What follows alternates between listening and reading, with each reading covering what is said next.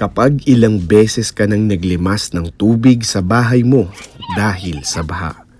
baka ito na ang panahon. Kapag ilang beses ka nang naglimas ng tubig sa bahay mo dahil sa baha, ilang beses ka nang nakaltasan ng sahod kasi late or absent ka dahil wala kang masakyan tuwing baha, baka ito na ang panahon. Kapag ilang beses ka nang naglimas ng tubig sa bahay mo dahil sa baha,